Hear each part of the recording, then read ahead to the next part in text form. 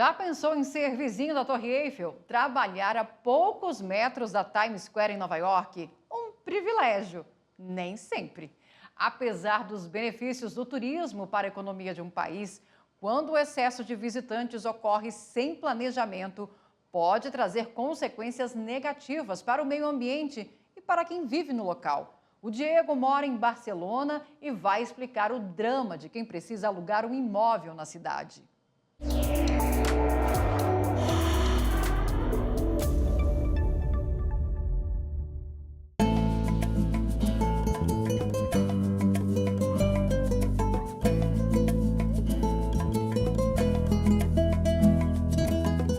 Olá, me chamo Diego, eu sou brasileiro, sou de Curitiba e eu moro em Barcelona faz quase 6 anos.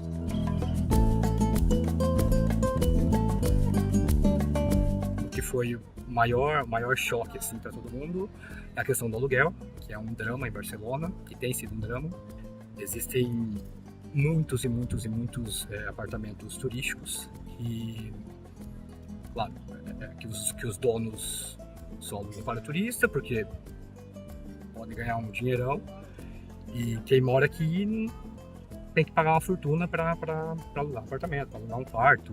O Airbnb aqui, teoricamente, ele é proibido. Teoricamente, isso é permitido para instâncias largas, seriam mais de 30 noites, mas todo mundo faz ilegalmente, né?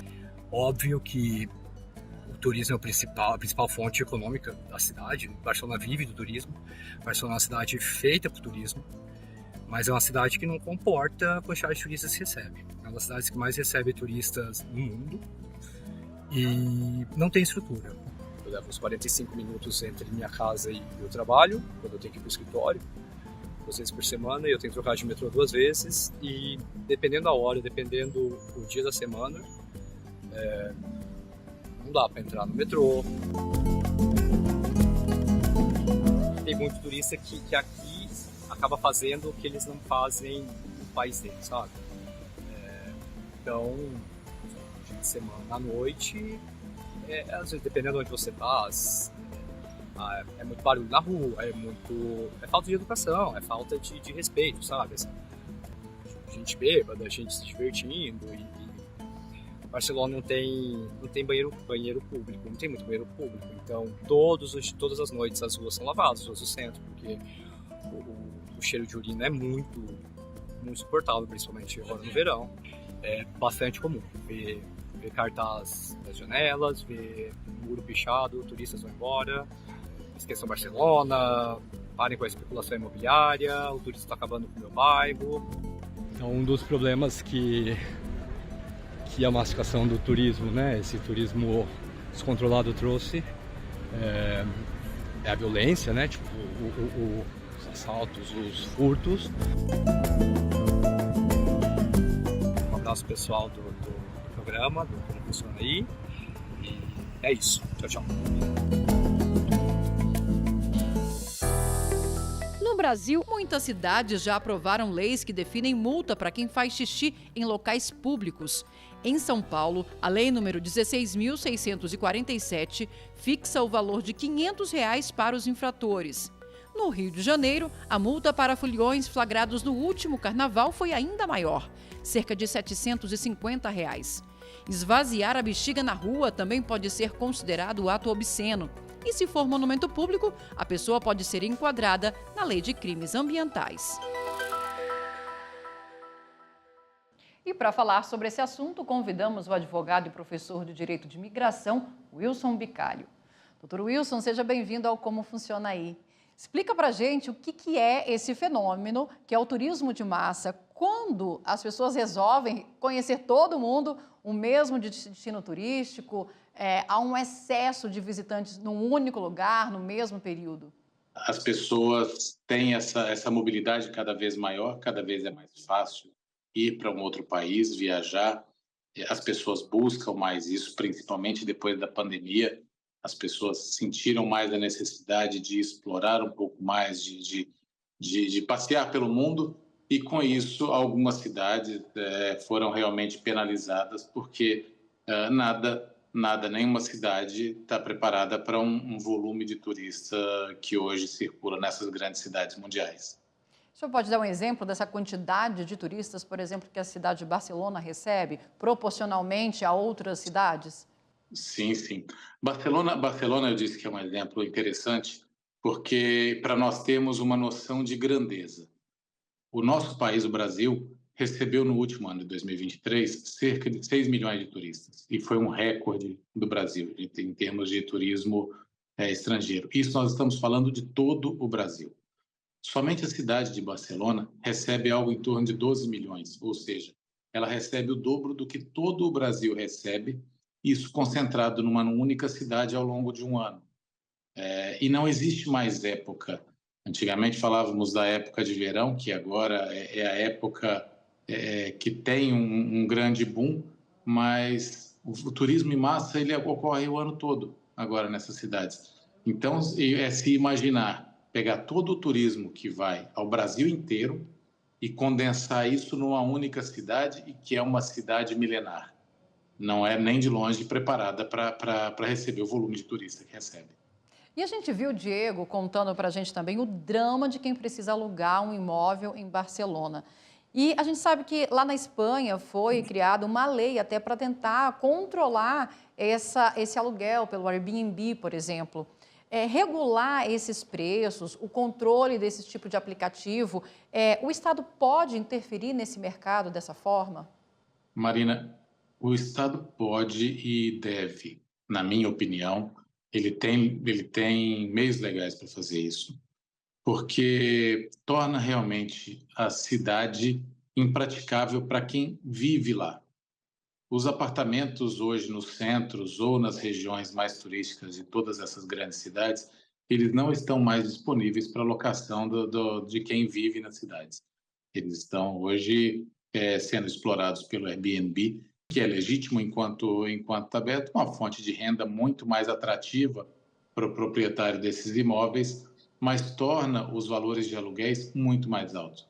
Barcelona, que nós estamos falando, assim como Lisboa, que é onde eu vivo, nós tivemos um aumento dos valores de renda absurdo nos últimos 10 anos. O valor dos aluguéis praticamente dobrou, exatamente pela falta de disponibilidade de unidades para locação.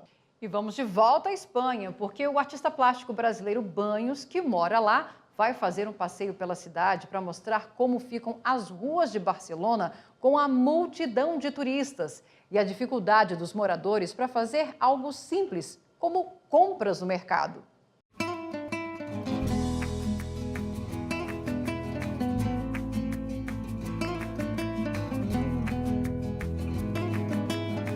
Eu sou José Maria Banhos, meu nome artístico é Banhos, sou pintor. Eu vim para cá, a Catalunha, para Barcelona, no ano de 1989. Estamos já aqui há 35 anos.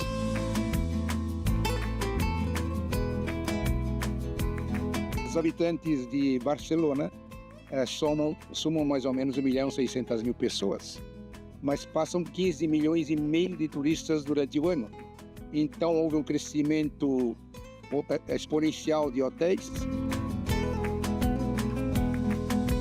Isso tem causado muitos problemas de convívio com a população mais tradicional da Catalunha. Catalunha é uma cidade bastante especial. Estes são os quarteirões próximos à igreja. Olha ao redor as lojas de turismo, os barzinhos, olha.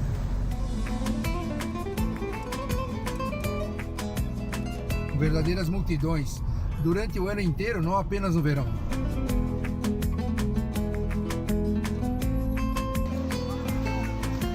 Esse é um dos lugares mais visitados de toda Barcelona. É a Porta do Gaudí, a original.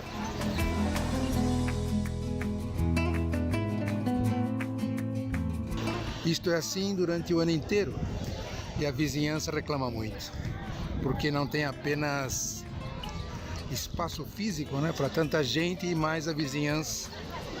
Eles se incomodam até de encontrar tanta gente pelas calçadas e não poderem sair para comprar e coisas desse tipo. Estamos à altura mais ou menos de metade da Rambla, dessa avenida tão famosa, e aqui, mais ou menos na metade da avenida, está um mercado mais famoso de Catalunha, de Barcelona, de Catalunha, que é a Boqueria, que era um mercado tradicional, mas agora virou uma espécie de fast food. Então os vizinhos perderam o mercado. Doutor Wilson, taxar a entrada dos turistas em cidades, como acontece hoje em Veneza, por exemplo, é uma boa saída para manter também o bem-estar dos moradores dessas cidades?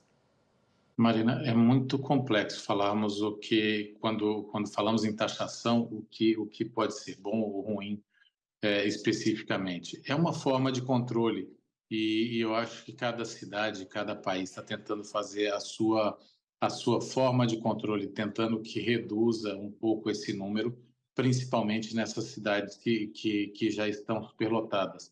Como nós vimos em Barcelona, um dos problemas grandes que acontecem é exatamente o morador tradicional que está ali acostumado, ele vê a cidade crescendo, ele vê esse boom e ele perde um pouco as raízes do que ele tem. Então, é difícil falarmos, porque cada cidade faz o seu estudo, eles têm essa abrangência e talvez se esse valor recebido for revertido em melhorias para a condição da cidade, em mais estrutura para os turistas, talvez seja algo interessante, mas são regras locais e na tentativa de frear mesmo que seja um pouco esse excesso de turismo. A gente tem também leis internacionais e tratados internacionais que tratam desse assunto de turismo em geral, né? E existe a Carta de Direitos do Turismo. Ela prevê situações específicas como essa do turismo de massa? Na verdade, essa carta ela é como se fosse um manual de boas práticas de turismo e de como as cidades trabalharem. Eu acho que nada, e principalmente quando ela foi feita, nada consegue prever esse fenômeno que nós temos hoje. E por mais que exista a carta, que exista esse manual de boas regras, de boas condutas, de boas práticas pelas cidades, eu realmente acredito que como o manual é algo estático, nada estava preparado para o que é hoje esse boom. Eu acho que as cidades vão ter, como eu disse antes, que tentar se reinventar regras, inventar condições para receber, porque as pessoas dificilmente vão parar de viajar e essas cidades, por serem cidades milenares, cidades históricas que despertam interesse em quem ama a história, em quem ama viajar, continuarão a ser visitadas. Excelente. Vamos fazer agora um breve intervalo e a gente volta já já.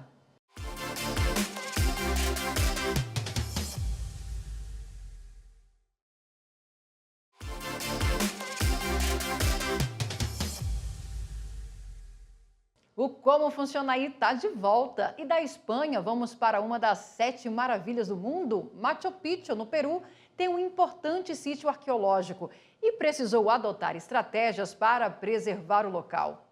A Ana é agente de viagens por lá e vai contar o que o turista pode e o que não pode fazer.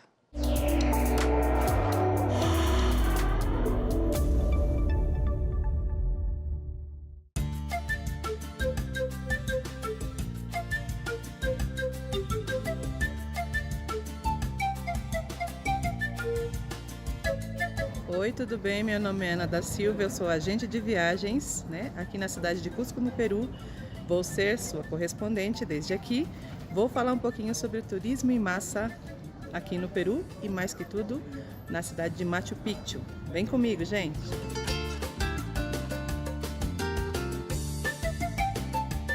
Hoje, gente, é autorizado, mais ou menos um pouco mais de 5.000, a entrada de 5.000 turistas em Machu Picchu, Sim.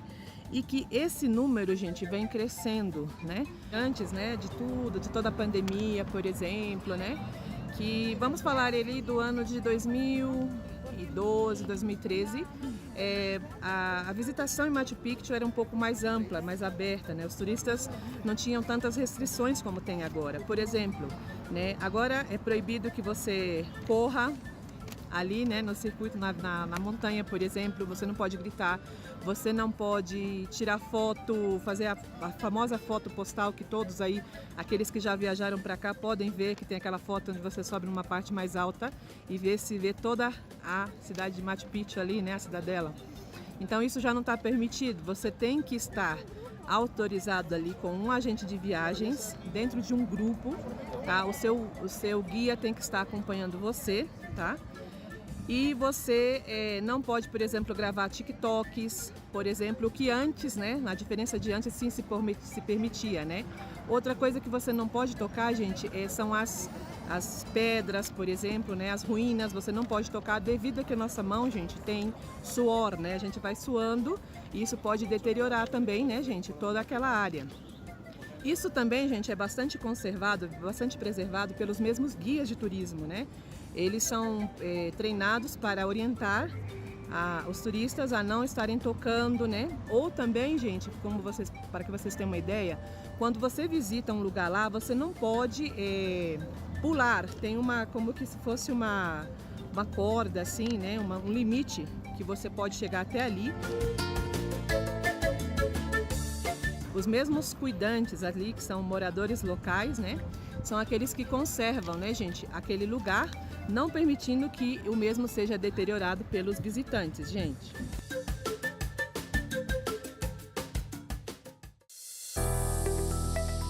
Algumas cidades tentam driblar os efeitos do turismo de massa. Na Tailândia, a ilha paradisíaca de Maya Bay, imortalizada no filme A Praia, foi fechada entre junho de 2018 e janeiro de 2022 para a restauração dos recifes de coral que foram devastados pelo excesso de turistas que praticavam mergulho no local. No Japão, a cidade que fica aos pés da trilha que leva ao Monte Fuji colocou um bloqueio para evitar as selfies e diminuir a quantidade de turistas. É que no local existe um comércio e os turistas costumavam parar ali em frente para tirar fotos, o que virou um transtorno para a população local e para os estabelecimentos. Voltamos a conversar sobre esse assunto com o advogado e professor de Direito de Imigração, Wilson Bicalho. Doutor Wilson, em situações, em cidades em que a área ambiental ou o sítio arqueológico, como no caso de Machu Picchu, elas estão aí sofrendo com essa presença massiva, é dever do Estado fazer essa restrição do acesso e medidas também de preservação desse local? São cidades que têm uma história, são visitadas por isso, faz parte daquele país, fazem parte da vida daquelas pessoas, da história daquelas pessoas, e tem que se tomar determinados cuidados. As cidades, por exemplo, que acabamos de ver, Cusco, que é uma cidade maravilhosa, é uma cidade historicamente linda, não foi feita, assim como as outras, nós falamos tantas vezes, para receber a quantidade de pessoas que recebem. Nós temos uma cidade que é muito curioso também, que também é uma cidade que tem muito pedra, assim como Cusco, que é a cidade de Dubrovnik, na Croácia. É um paraíso, uma cidade maravilhosa. Ela ficou eternizada também em séries que passaram há pouco tempo em canais fechados, e com isso começou a receber muita gente. E são cidades que não estavam preparadas para isso, são cidades milenares, onde não circula-se carro nos centros, e as pessoas usam muito as malas de rodinha, e curiosamente, essas malas de rodinha estão a ser proibidas, porque não parece, mas elas afetam. As escadas, as ruas não foram feitas para esse tráfego grande de pessoas e de objetos. Então, planejamento, a gente pode dizer que organização e planejamento nessas situações, nessas cidades, assim, são palavras-chave para resolver, pelo menos diminuir os efeitos do turismo de massa?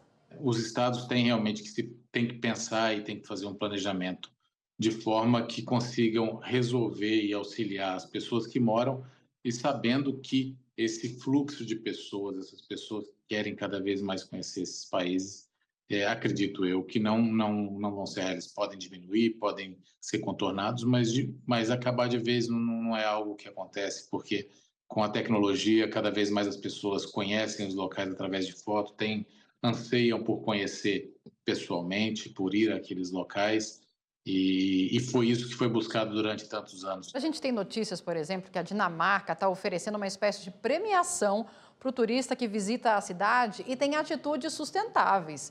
É um cafezinho para o turista que decide pegar o transporte público e não alugar um carro, por exemplo.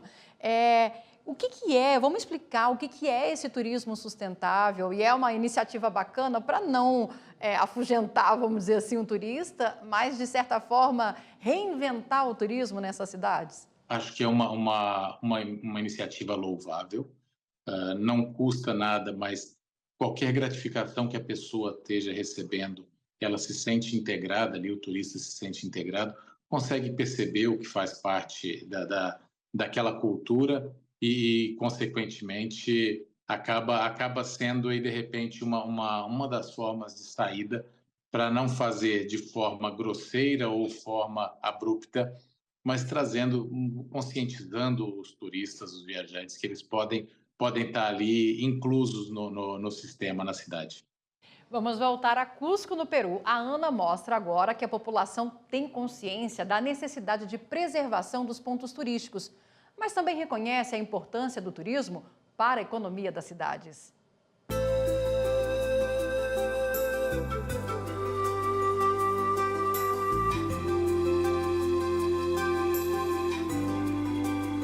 Então, gente, outra coisa também que é muito interessante comentar aqui da cidade de Cusco é que me perguntaram uma vez assim, eles não se incomodam com tanta quantidade de turistas assim, né, todos os dias, aí cruzando, né, na cidade deles? Não, gente, né?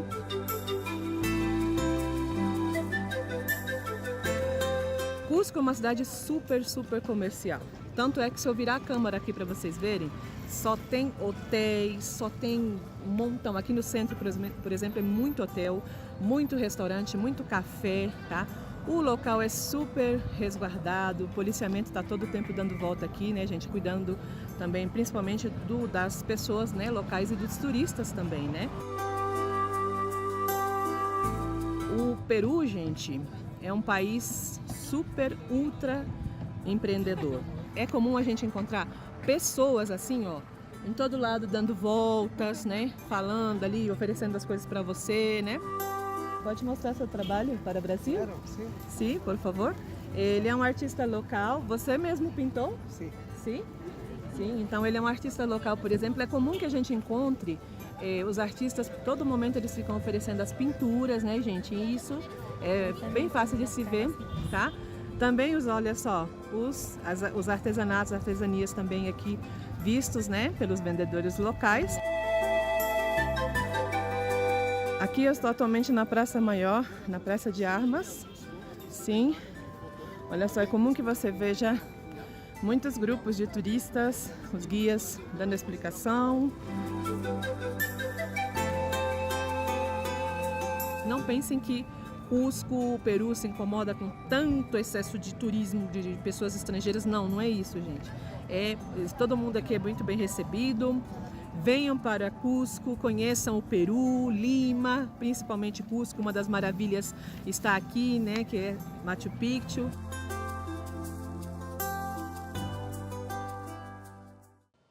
Doutor Wilson, quando a gente visita um país, a gente tem que lembrar que é importante entender a cultura para onde a gente está indo e as leis, regras, né?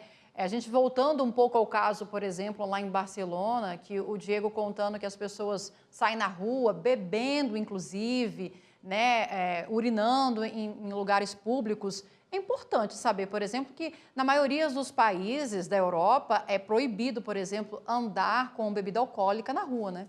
Nós que lidamos principalmente com o direito de imigração, nós sempre fazemos questão de frisar um detalhe e exemplifica bem isso que você acabou de dizer. Quando você vai para um país, é a mesma coisa quando você vai na casa de outra pessoa. Se aquelas pessoas naquela casa têm o hábito de tirar o sapato à porta, vai fazer parte do seu hábito também tirar o sapato à porta. Se as pessoas têm hábito de rezar na mesa antes de jantar, você tem que se fazer incluso. Para outro país é a mesma coisa. Se você vai para outro país, se dispõe a ir para outro país, conhecer outra cultura, quer se inteirar dessa cultura, você obrigatoriamente tem que saber que naquele país há aquelas regras. Muitas pessoas, infelizmente, confundem isso com, inclusive, já vimos casos de pessoas que confundem isso com a xenofobia, dizem que há um tratamento diferente por serem de país diferente. Não, na verdade, as pessoas têm que perceber que quando estão em um determinado país, tem que seguir a regra daquele país. É a principal regra do viajante e do imigrante. Doutor Wilson, muito obrigada pela participação aqui no Como Funciona Aí. A gente fica por aqui preparando a nossa próxima viagem. Siga a gente nas nossas redes sociais. Estamos no YouTube, no Instagram, no X, antigo Twitter e no Spotify. É só digitar @Rádio e TV Justiça que você encontra tudo lá. Até a próxima.